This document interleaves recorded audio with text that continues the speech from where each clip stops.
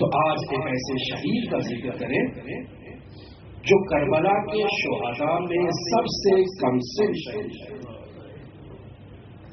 تمام شہداء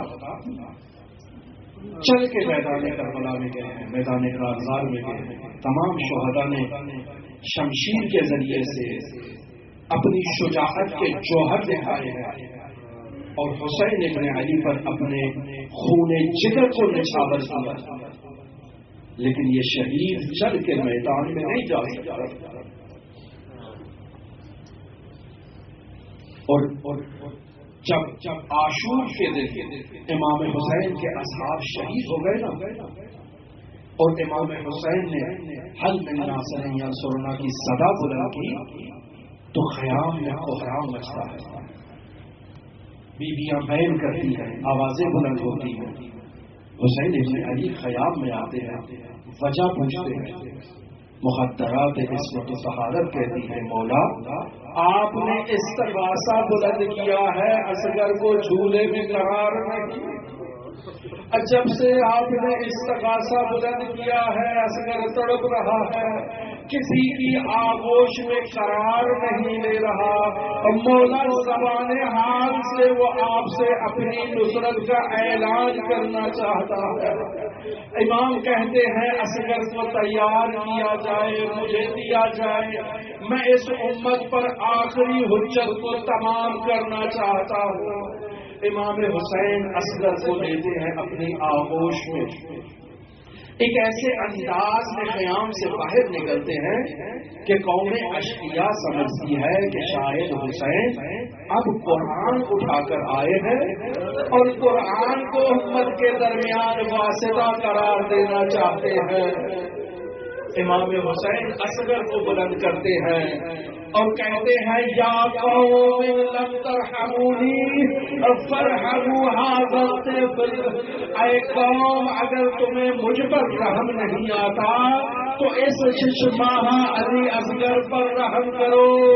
اما ترونہ کیف یتلذع عطشا، کیا تم نہیں دیکھ رہے کہ کیسے پیاس کی شدت سے بلک رہا ہے. اشقیاء کہتے ہیں حسین تم بچے کے نام پہ پانی مانگتے ہو، جب تک بچہ خود مطالبہ نہیں کرے گا ہم پانی نہیں دیں گے. اصغر نے اپنے لبوں کو جنبش دی، اپنی زبان کو اپنے ہونٹوں پر پھرایا، زبان حال سے اپنی پیاس کا اظہار کیا، زبان حال سے پانی کا مطالبہ کیا. قوم اشقیاء پر وہ آخری حجت تمام ہوئی. قوم اشقیاء میں ایک ایسا کوہرام ایجاد ہوا کہ حرملہ کی طرف عمر سعد کو توجہ کرنا پڑی. کہا یا حرملہ اقطع کلام الحسین، اے حرملہ حسین کی آواز کو منقطع کر دو. حرملہ جیسا شقی ترین انسان جب تیر اٹھاتا ہے تو تیر جب نشانے پر لگاتا ہے تو واپس کھینچ لیتا ہے، پھر اٹھاتا ہے تو ایک لائن پوچھتا ہے اے حرملہ اگر کوئی مجھ سے سوال کرتا کہ عرب میں سب سے بڑا تیر باز کون ہے تو حرملہ تیرا نام لیتا. کیا وجہ ہے کہ تو تیر نہیں چلاتا؟ کہتا ہے میں تیر چلانا چاہتا ہوں. اور پردے کا ہٹتا ہے، خیمے سے پردہ ہٹتا ہے، کوئی مقدرہ ظاہر ہوتی ہے، شاید اس کی ماں ہو، اس کا خیال آ جاتا ہے، میں رک جاتا ہوں. اور پھر حرملہ اس تیرے سے شعبہ کو جب چلاتا ہے من العظم الى العظم من الورید الى الورید، اصغر کے گلے کو ایسے ذبح کرتا ہے کہ اصغر کا گلوئے مبارک ایک کان سے دوسرے کان تک چھلی ہو جاتا ہے. اصغر کے گلوئے مبارک کی تمام رگیں ذبح ہو جاتی ہیں، کٹ جاتی ہیں، اور ایسے اصغر کو شہید کیا جاتا ہے۔ اور مولا حسین اصغر کے خون کو اپنے ہاتھوں میں لیتے ہیں، آسمان کی طرف اچھالتے ہیں، اور باقی خون سے اپنی ریش مبارک کو خطاب کرتے ہیں، اور اس طرح سے اصغر کو خیام کی طرف لے آتے ہیں۔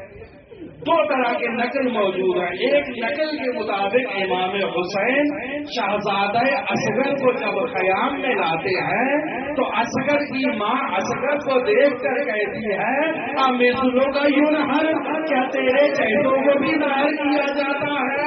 اور دوسرے نقل کے مطابق امام خیام کے پیچھے جاتے ہیں، ایک قبر بناتے ہیں، اصغر کو زمین کے سپرد کرتے ہیں، اور جب عاشور کی شب آتی ہے اور تمام سرحائے شہداء کو جمع کیا جاتا ہے، عمر سعد کہتا ہے ایک سر موجود نہیں ہے جو اصغر کا ہے اسے تلاش کیا جائے۔ ایک لعین کہتا ہے میں نے دیکھا تھا حسین خیام کے پیچھے گئے تھے، شاید کہیں چھپا کر آئے ہو۔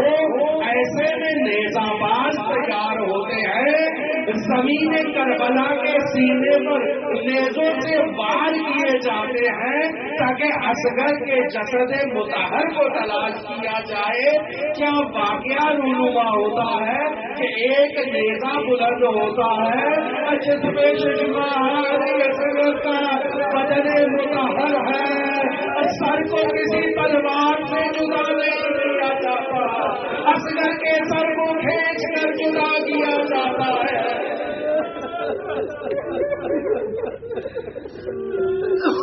امام حسین علی مقام شب روز عاشور شام غریبہ اپنی اس دختر سکینہ کو اصغر کی پیاس کی طرف متوجہ کر کے آپ سب مومنین کو پیغام دیتے ہیں لیتکم فی یوم عاشورا جمیعا تنظرونی، اے کاش اے میرے شیو آپ عاشورہ کے میدان میں ہوتے، آپ مشاہدہ کرتے، اپنی آنکھوں سے دیکھتے کئی بار طفل، اور میں نے کیسے طفل کے لیے پانی مانگا،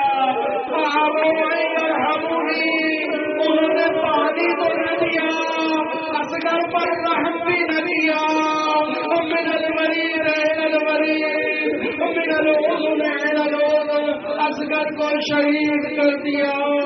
اللہ اللہ